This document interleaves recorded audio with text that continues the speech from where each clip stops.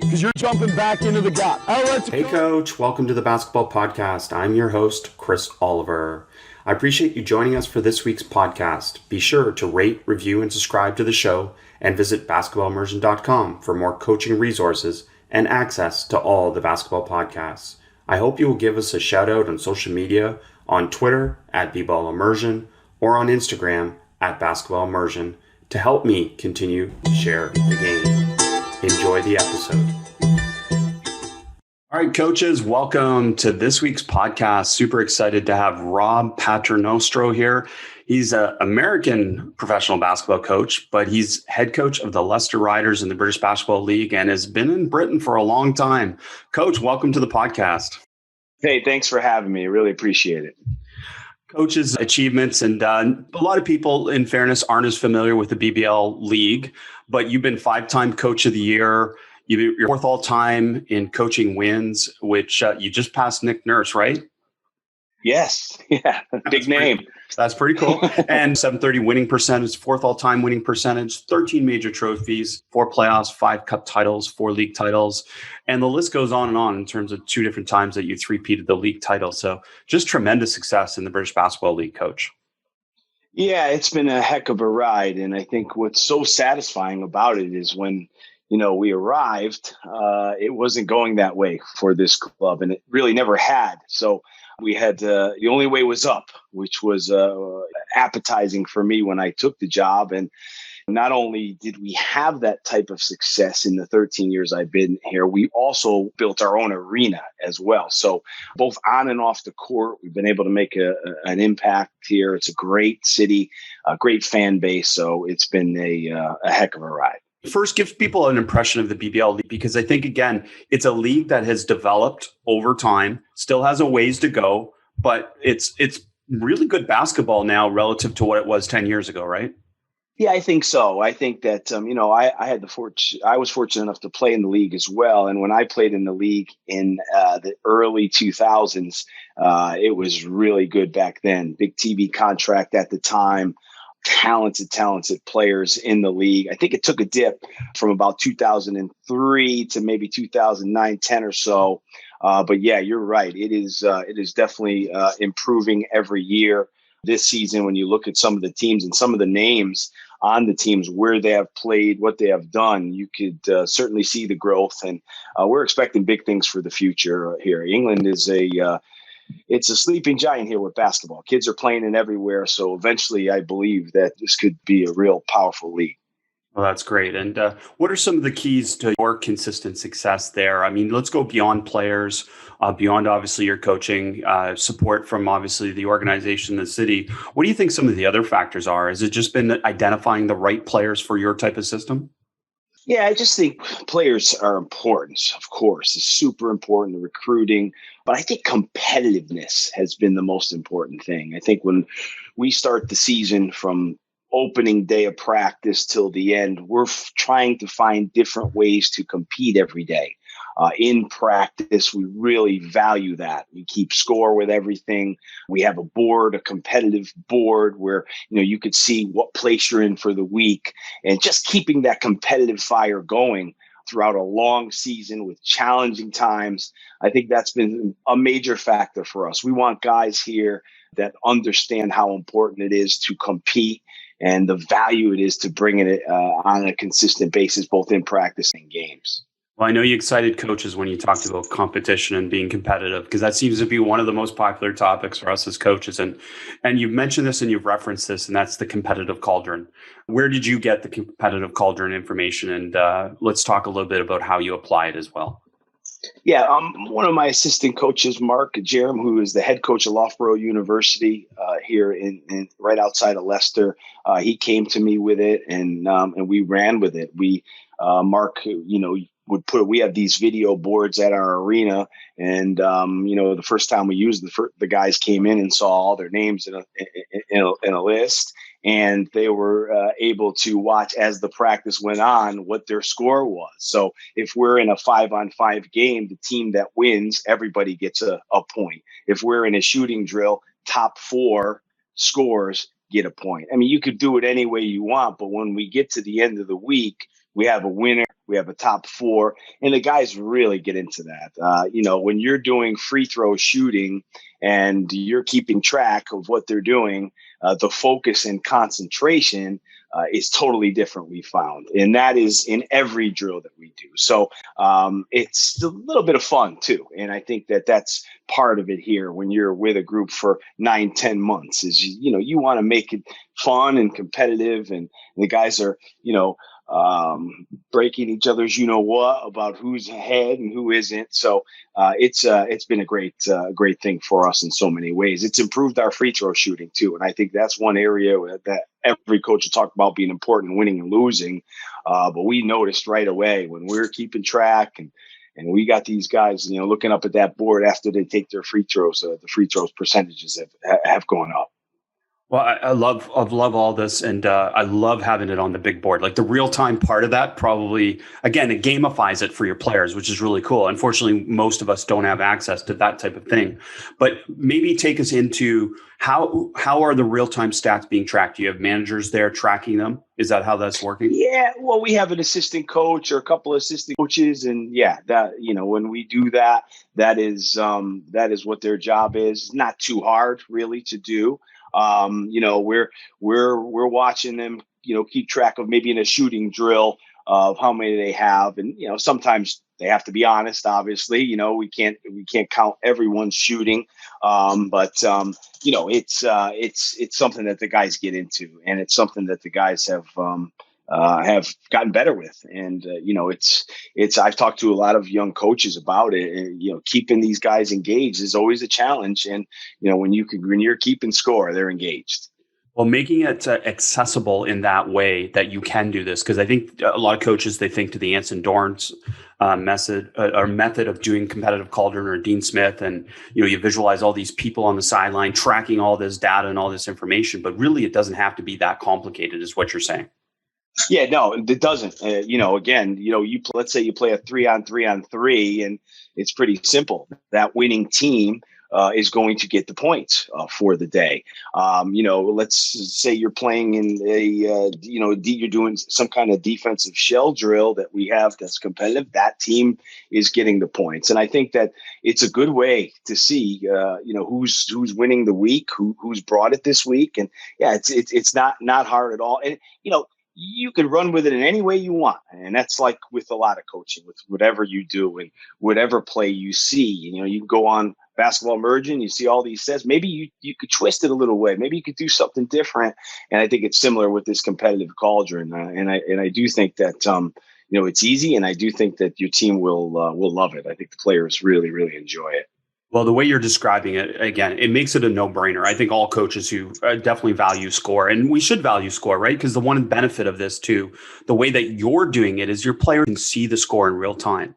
And some coaches may counter, well, then, too much pressure, or this isn't a learning environment, et cetera, et cetera. But really what you're fostering is a competitive environment. So they need to know the score to compete. Yeah, of course. We're playing, a game in 2 days from when we're competing in practice. We want that same kind of competitive fire then. So, I think the guys really understand when they come here and they play. And, we're dealing with professionals here. We're dealing with guys coming from major programs, coming from all over. So they've been used to that kind of pressure, no doubt. But we want them to understand how important it is to compete here. And, when you have a year where you go 42-4, 42-5, you got to keep that fire burning for the next year. And we found that's a way to do it. Well, and that's going back to Anson Dorrance with North Carolina Soccer, the women's program. That he talked about someone like Mia Hamm, that she never lost a game eventually in her career. But then she said, well, I lost every day in practice. So that you learn how to compete through that practice, especially when you've been as dominant as you guys have been. That's such a great point.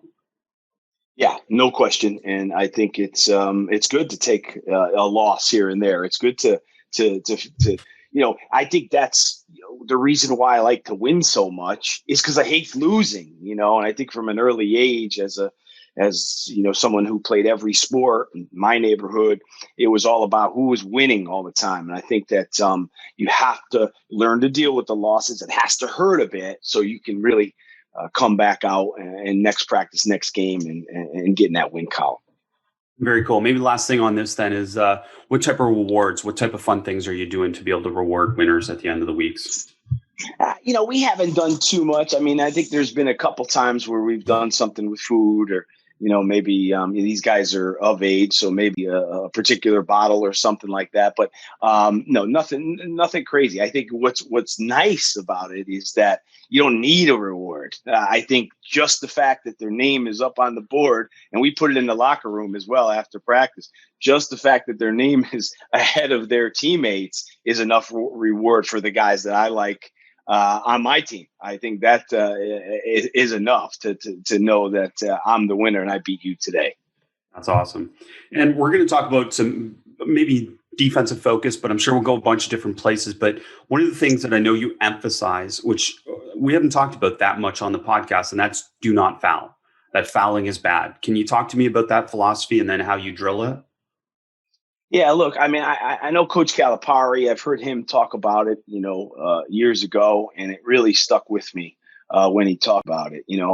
There are some coaches out there, and everybody's different, that think that if you have, 2 fouls at the end of the first half or first quarter or whatever, you're not playing hard enough. I disagree. I believe that, one of the best ways to win is to limit your fouls. Obviously, you want to keep them off the foul line. You want to keep your players on the court. I think early on in our practices, I call a lot of fouls, especially when we're working on the defensive stuff. And I don't want guys getting used to getting the calls. No, it's not for that, but it's used to our guys on defense to know that if I put my hand in there, even though maybe I didn't touch him, it looked like you did, and you give someone an opportunity to blow that whistle. And, from watching so much video over the years, and, when you're watching other games, whether on TV at home or when you're scouting or whatever, you see so many times a guy's driving to the basket and you think, he doesn't have a good chance to make that shot, and they get bailed out. And I really try to focus on not bailing guys out, making guys make tough shots. We're fine with guys making tough shots over the top of us or whatever.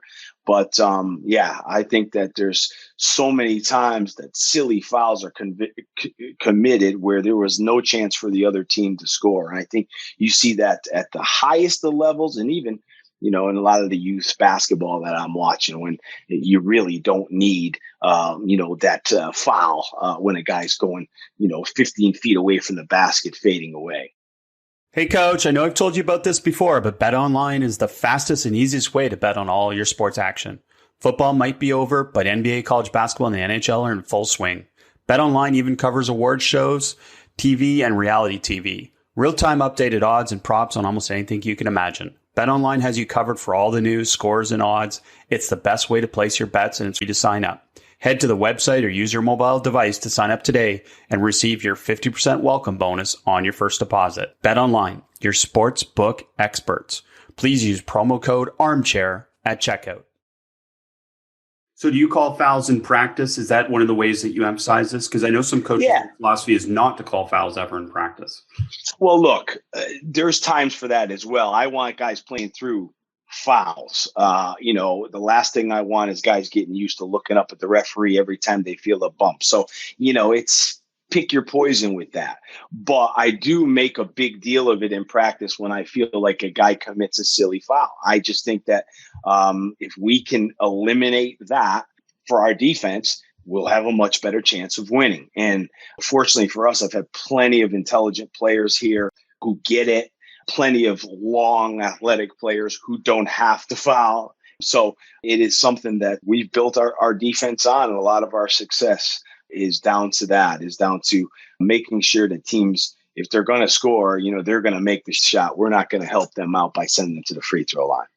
So talk about some of the technique or tactics off the ball that you use that limit the ability of your team to foul. Like, are you playing in the pack? Are you playing scouting report specific defense? Are you denial? What are some things that you're doing?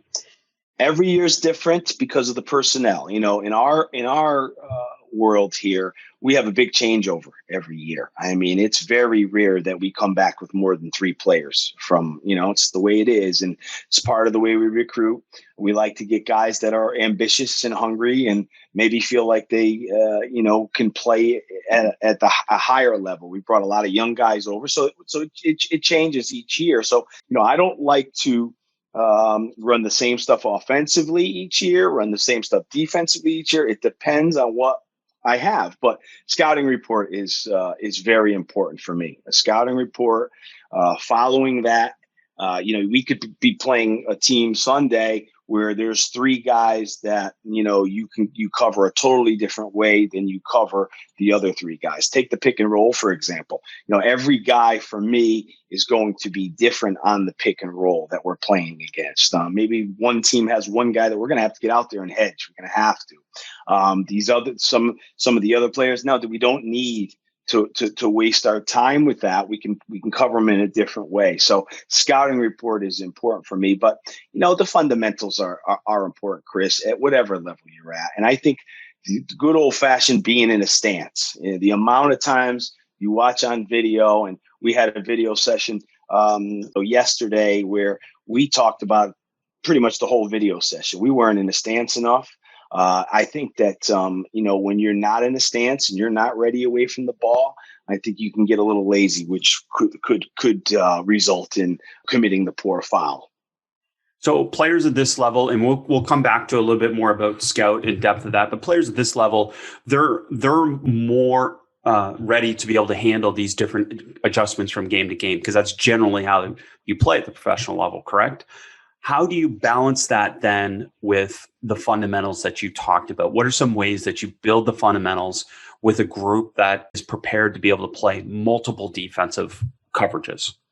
Well, again, we're going to go back to the recruiting a little bit here. I'm looking for intelligent players when I recruit. I'm looking for players that have played in systems where I can see that they've been pushed on that end of the floor. It is a big deal for me. I don't think we've brought anyone over here who we've said to ourselves, well, he can't cover anybody, but he sure can shoot. Now we're looking for guys that really are athletic, of course, strong, all that, but have that mental capacity to be able to deal with stuff on the fly. Because as you said, in the professional game, that's very important. But it's important in preseason, I think, to put in what you want to put in and talk about how you want them to do it. Now, everybody's different. And like I said, each season it can be different, but fundamentals are important, but we are, sometimes we may only get 3 weeks in the preseason before we're going into a 45 game schedule. So,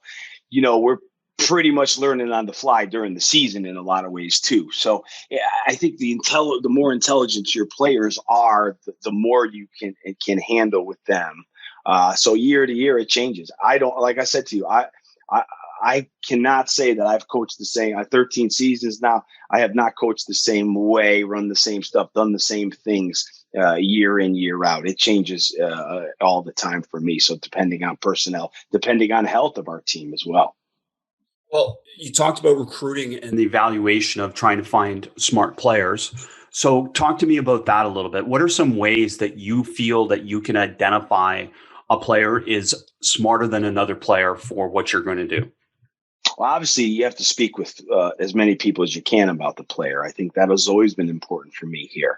You want to speak to their coaches. That's important, no doubt about it, because they're with them every day. But they're going to say nice things about their players. Who doesn't, right? If somebody calls me up, I'm going to say good things about my players. I love them. I want them to do as well as possible. Speaking to teams that compete against them has always been important to me. I think when you speak to, and I speak to, especially when you're recruiting through college basketball, I have speak to so many assistant coaches who compete against certain teams and really have a good feel for not only what they do on the court, but they hear everything, those guys. So you can get a feel for what type of kid he is, how committed he is to playing team basketball. But then it's the eye test, obviously, on video. Watching as much video as you can possibly watch to try to get an idea of how intelligent a player is. And, you could look at the system that they run too. And, if you're bringing in a guy from, especially playing for a coach who is known to be great on that end of the floor, and you watch them, they do such a good job in the games. It gives you a pretty good indication on where that player will be. But Chris, it's certainly not an exact science. There's a lot of luck involved at times too of getting the right player. But you try to do as much research as you can to try to bring the type of players you want playing for your team. It's absolutely not an exact science. You're absolutely correct. But your win percentage seems to suggest that you're pretty good at it in some way. Yeah, well, you're right. But, those last year before, whatever, we're in a new year now. So you can't think about that. You can't think about that too much, but yeah, I think it's just good old fashioned work. Chris, I've been in love with video for a long time now. I mean, I don't know if we'll get to it at some point, but I did work at ESPN for a year. And that was a real eye opener as far as video goes. And I'm the kind of guy that can watch video for hours upon hours. Well, I actually want to talk about that, Coach, because that was one of the interesting things for sure in terms of your resume is just that reality there. And let's go there now. Like, what did you learn working at ESPN that helped you be better with video, for example? Yeah, well, look, at that time I was still playing. I had an injury. I'm from Connecticut. ESPN is 20 minutes away from where I grew up. So I did have a couple connections in there to get into the interview process. I got an interview. They asked me who had the best bullpen in the AL West, and I got that correct. They asked all those kind of questions that I've been waiting for all my life as a sports nut. And I got in the door. And once I got in the door, it was a fascinating place. For me, I was lucky because after 2 months of being there, they recognized, my basketball career that I had coming into ESPN, and they put me right on the NBA Tonight show. And one of the main reasons why is they wanted me to interact with the coach that was there for the night, the player that was coming in for the night. And so my job, on that show, a lot of times was to come up with what we're going to talk about, for the analysis segment. So those guys, the coaches I work with and stuff, they pretty much left it up to me. So I really was able to dig in and watch so much video. We were covering the league full on.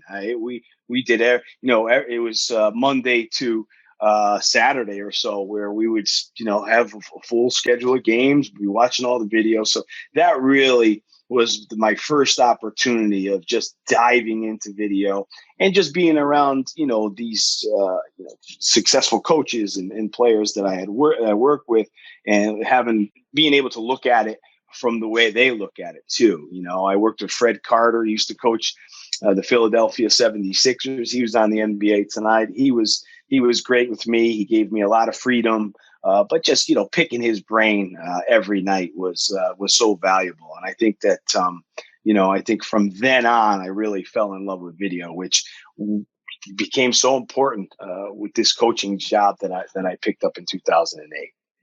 That's very cool. It's very cool how different things that unexpectedly help you so much in your career, but at the time, you're not sure what that's going to help you with. Yeah, because, at that point, I didn't know if I was going to go back to basketball. I was in the TV world. To make a long story short, I was there for a year. It was going well. But I got a phone call to come play in Birmingham, England for a team that was going to play in European competition. And I went, and I'm still here. So who knows how it's going to play out. But that year at ESPN was so valuable for me, diving into the NBA, diving into video. And, I have to give the producers their credit. They recognized that I had a basketball brain, and they really allowed me to run with it. No, that's very fun. Very fun. And we're going to get more into this basketball brain because I think you do a lot of really cool things defensively too. Even though you talked about kind of your base and your base philosophy, you guys will also press. Can you talk about your use of press? Yes. I grew up in Connecticut in the 80s, and Jim Calhoun was at UConn. late 80s at Northeastern first. I remember watching him at Northeastern, and he used to run this 2-2-1 press. And my high school team did it as well when I was playing. So I run a 2-2-1 press. And I ever since I started coaching, I've always had that in my bag. You could run it many different ways. One of the most successful ways for us with the 24-second shot clock is to run a contain type press, a press where if it's offered up at the right time, we'll take the trap or we'll take the steal, but we're really not gambling in any way. It's a press that we want the other team to be out of position when they cross half court and only have 15, 16 seconds to get back into position to run their offense. And it's something that has been, very useful for us here, especially when we've had the depth to do it all game. There have been seasons where we've had some real depth on this team, and we've been able to rotate guys in and out to continue to do that. But also that press can be used in a different type of way when you're down points and you need a steal or you want to pick up the tempo. There's many different types of ways that you could use it. But that press, it goes all the way back to me watching the UConn Huskies. I was a big UConn fan and big Coach Calhoun fan. And actually running it at Holy Cross High School in Waterbury, Connecticut. Ed Generali, my high school coach, we used to press after every made basket, one of the seasons I played for him. And, I wanted to bring it to this level here, which it's a challenge to press really good players at times, but we've been able to utilize it to throw a lot of teams off balance. Hey, Coach, I know I've told you about this before, but BetOnline is the fastest and easiest way to bet on all your sports action. Football might be over, but NBA, college basketball, and the NHL are in full swing. BetOnline even covers award shows, TV, and reality TV. Real-time updated odds and props on almost anything you can imagine. BetOnline has you covered for all the news, scores, and odds. It's the best way to place your bets, and it's free to sign up. Head to the website or use your mobile device to sign up today and receive your 50% welcome bonus on your first deposit. BetOnline, your sports book experts. Please use promo code ARMCHAIR at checkout. Hey, Coach, brief interruption to tell you about eBay sneakers. From rare dead stock to the latest release, you can find the exact sneaker you've been looking for on eBay. As the original sneaker marketplace, eBay is the place to go to get the pair you've been eyeing. And with eBay's authenticity guarantee, a team of independent professional authenticators perform a rigorous inspection of the sneakers you purchase before they're sent to you. So you can shop confidently knowing your pair is the real deal. And for the sneaker sellers out there, eBay has eliminated selling fees on sneakers $100 or more, making it free to sell or flip your collection. With other sites taking as much as 25%, you're going to have a lot of extra money left for more sneakers. Check out ebay.com/sneakers today. Great coach to emulate for sure in terms of adapting things that are going to help you with Coach Calhoun and everything they did there. And you talked about adjusting it a little bit. So do you have some calls within it where you get more aggressive and you trap and you rotate? Is that a certain call that you would make? Yeah, I mean, I think that each season with each team is different for what you can do at times. But yeah, we have. I'm not going to give you that. Somebody might be listening to what the call is. I have to change it for the weekend. You don't have to give the specific. But yeah, no, definitely.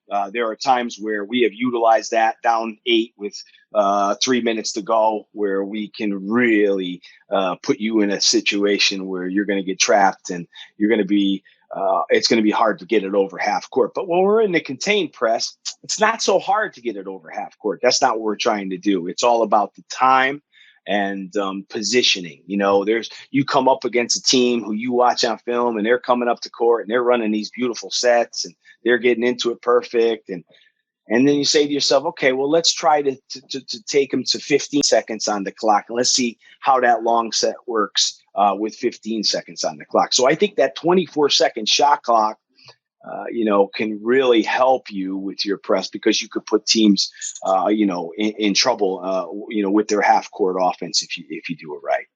Well, I think the other point that you're making there is that you're generally, and this is what I found, so I'm curious if it's the same for you, when we did press, we generally knew when they got the ball over and finally into the half court that we were going to play against a high majority of ball screen.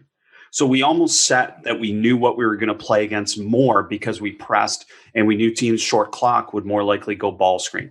So we weren't playing against, as you said, some of these complicated masking actions. It was more direct to ball screen. Are you finding that too? Yes, I mean, that's what it comes down to. And in the past, we've had these type of teams that switch a lot of the ball screens too. So you can really jam them up in that situation. But yeah, I mean, it depends. There are certain teams that you play against that you might say, well, you know what? They'll probably be better off, getting all those ball screens. Maybe we'll pull it back. We'll do something different. But yeah, each team's different. We've also used that press to deny a particular player that we don't want to get the ball back. That's been good. Show that zone press, couple passes, it gets out of his hands, deny him. Maybe this team doesn't run the offense well without him. Maybe don't have a lot of ball screen players. You take it out of his hands. So yeah, there's many things you can do, but it's very important to disrupting what the other team wants. I want to play against the team, and I want that other team to after the ball goes in, I want them to say, "Oh, they're here again, and they're up here. This is awkward." We want to make it as uncomfortable as possible because at this level, if you allow these type of guys to get comfortable, they're going to score. Yeah, it's such a great point. And I guess the other part that goes with this is that you will switch everything, or will you just switch ball screens? Oh, we will switch. We'll switch a lot of things, depending on the personnel on the floor. I think that, I don't like to just switch everything all the time. I think there's certain actions you don't have to switch. Stay with that matchup, and this is where you need a smart team, right? You have to really be on the same page with it. But we also play a zone off the press as well. I think that's another way to really slow a team down. Playing that press and coming back to a zone, maybe showing zone, going man. So there's so much you can do with it. It's enjoyable for me. It's one of the most enjoyable parts of basketball for me is to try to find the ways to mix it up and to disrupt. And as I sit here today, we're to work on that for this weekend.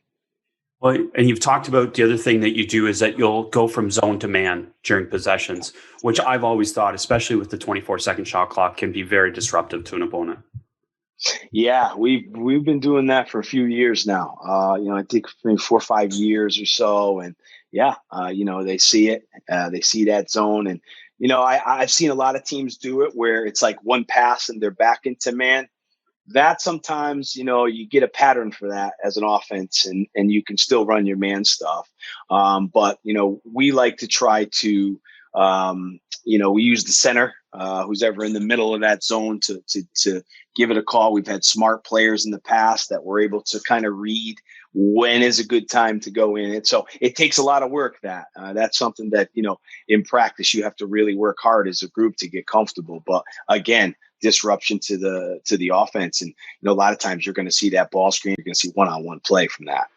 Well, I love that you just said that it's not just like automatically in this situation, like your players have to be able to make the decision. And that's when it gets really good because then it becomes less predictable. We used to use something that was like, okay, as soon as one reversal to start with, and then it would be first ball screen. And then once they got a feel for those two things, then we found that they could start to make the decision on their own and make the call. Are you seeing similar type of progression for your players, or do you just give them freedom right away to be able to make the decision to switch out of the zone?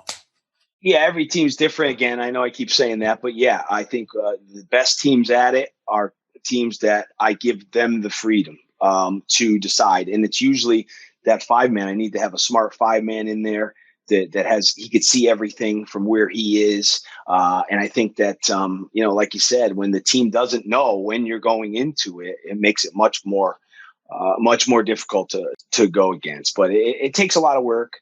And, there are times where it doesn't work out too good and you question yourself, am I trying to be too cute?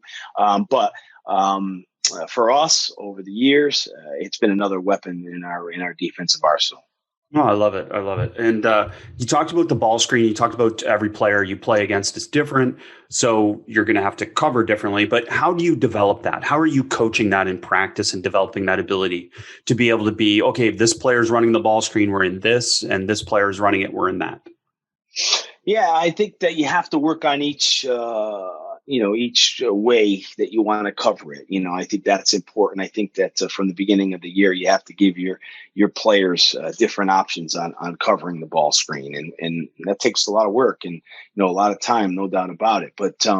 But yeah, it happens in the film room, I think. And when you're in the film room, I think you can sit there and you can show examples of why we wouldn't play this way against so-and-so, why we need to play this way against so-and-so. So I think it goes hand in hand with all the video that you're watching. And then when you get down to practice, I think you could say, well, he's so-and-so and he's so-and-so. Let's defend and let's see if we're aware of how we're defending it. But with everything, it does take a lot of work, and it takes a lot of practice for your guys to understand and be on the same page together. But the video room is important, Chris, for me. I think I don't like to have long sessions. I like them to be sharp, but I also like that the players have a voice in my video sessions, which I think they can take ownership once they have that voice. Obviously, I'm going to make the decisions. They understand that. But hearing what they have to say certainly helps me make up my mind at times, but also gives them a sense that we're in this together and we're working together. And, you could be in a final at the O2 Arena in London, 14,000 people, fourth quarter. It's going to be hard for me to make a call out on the court. They're going to have to do it. They're going to have to take ownership of that. And I think that, that can be very valuable from day one, allowing them to have some input. So take me into that type of environment in your video sessions. Are you stimulating that conversation through questions? Are they generally engaging because, they know the personnel, or they have a preference of what they like to do?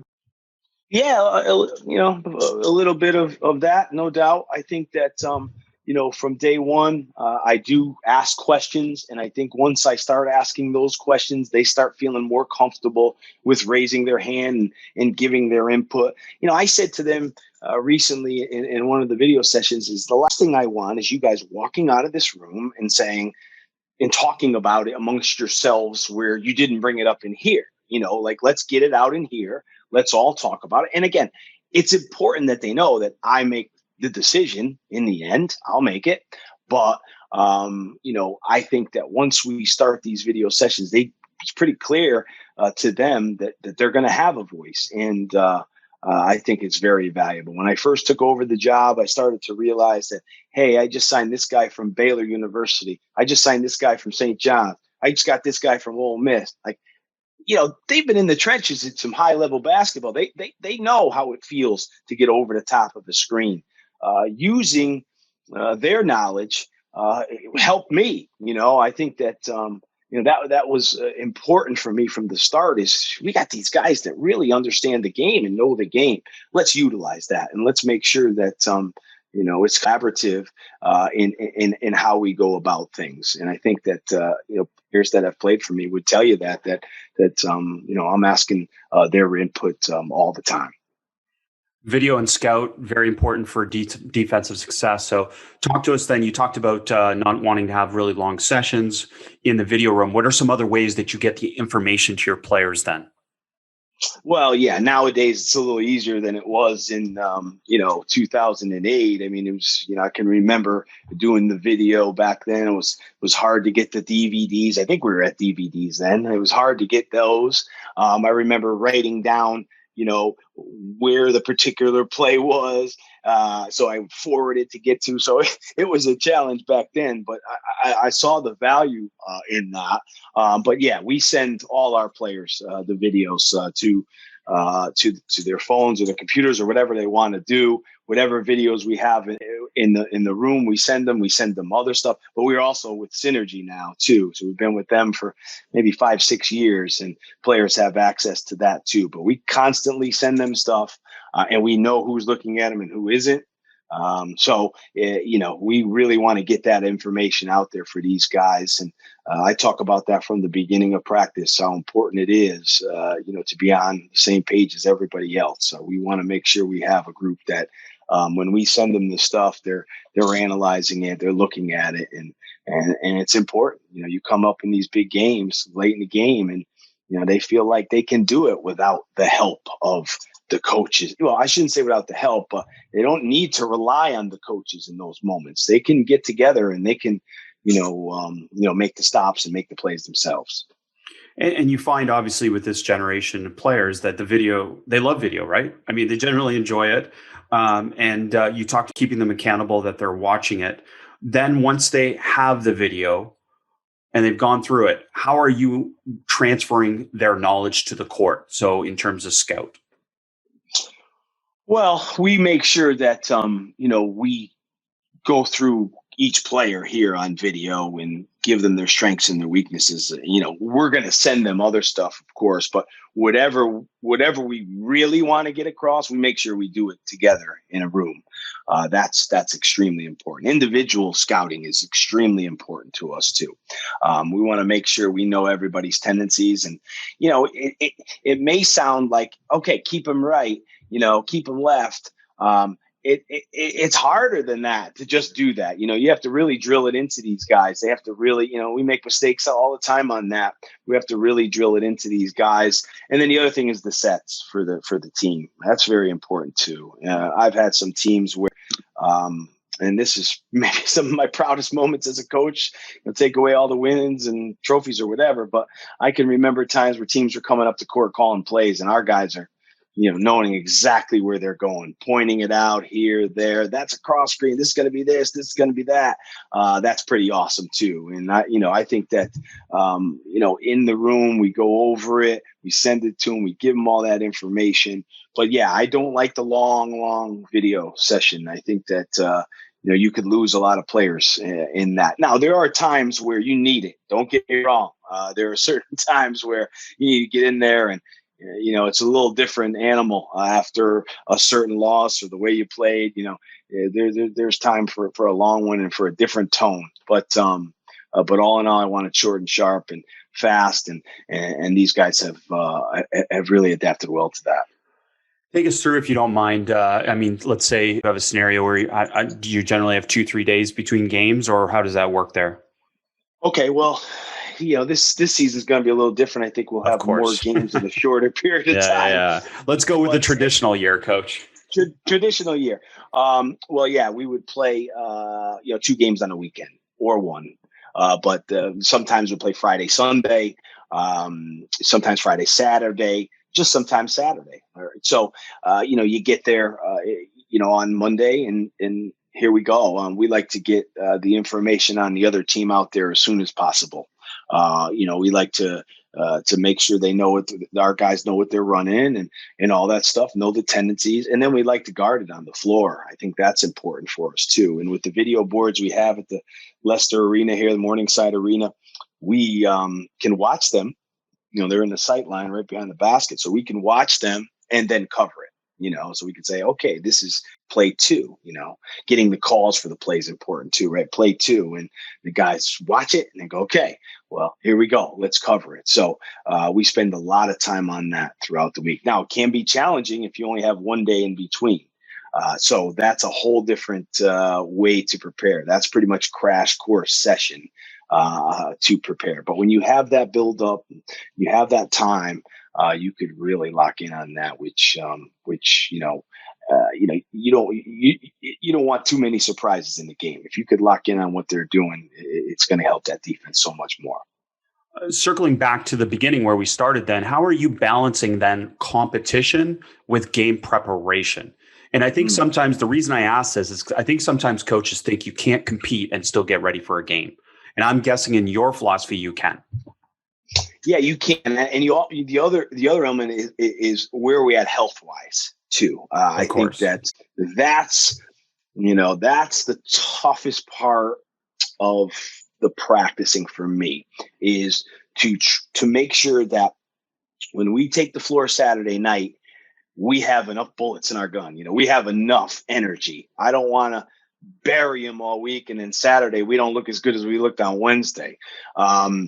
So that's a balance that's tough. But yeah, I think that you can prepare. We can run. Let's say we're playing against London, and we're running 3 of their sets. We'll go live with it. Who stops them better? Which team stops it better? You know, you got three opportunities to stop it. We'll put it up on the board and we can play through it. It doesn't always have to be a walkthrough.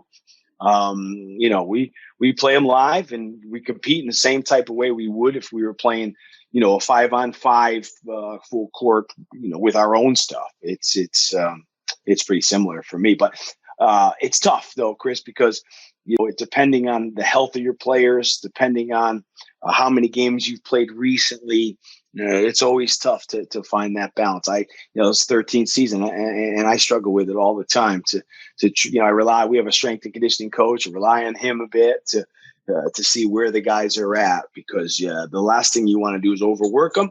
But that being said, you want to go in there with that competitive fire as well. So I'm imagining based on that, then one thing you'll do is you'll reduce the training time when you're finding that, again, you're overworking them, but you still want to keep the intensity high. And the easiest way to then balance that is to reduce the training time.